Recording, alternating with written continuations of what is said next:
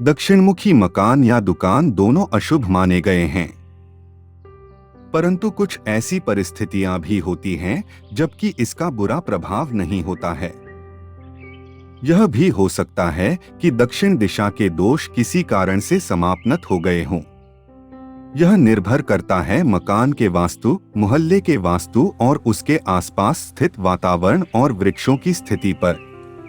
फिर भी दक्षिणमुखी मकान के दुष्प्रभाव से बचना हो तो आजमाएं लाल किताब के 6 उपाय।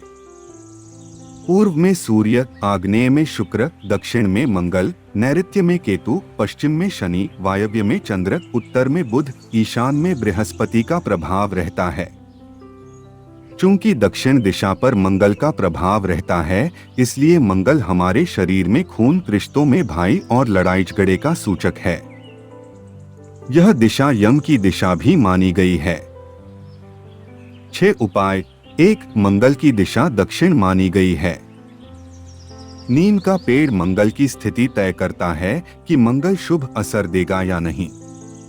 अत दक्षिण दिशा में नीम का एक बड़ा सा वृक्ष जरूर होना चाहिए। यदि दक्षिणमुखी मकान के सामने द्वार से 2 गुनी दूरी पर स्थित नीम का हरा भरा वृक्ष है या मकान से 2 गुना बड़ा कोई दूसरा मकान है तो दक्षिण दिशा का असर कुछ हद तक समाप्त हो जाएगा। 2. इसके अलावा द्वार के ऊपर पंचमुखी हनुमान जी का चित्र भी लगाना चाहिए। द्वार के ठीक सामने आशीर्वाद मुद्रा में हनुमान जी की मूर्ति अथवा तस्वीर लगाने से भी दक्षिण दिशा की ओर मुख्य द्वार का वास्तुदोष दूर होता है। 3. यदि आपका दरवाजा दक्षिण की तरफ है तो द्वार के ठीक सामने एक आदमकद दर्पण इस प्रकार लगाएं जिससे घर में प्रवेश करने वाले व्यक्ति का पूरा प्रतिबिंब दर्पण में बने। इससे घर में प्रवेश करने वाले व्यक्ति के साथ घर में प्रवेश करने वाली नकारात्मक ऊर्जा पलटकर वापस चली जाती है।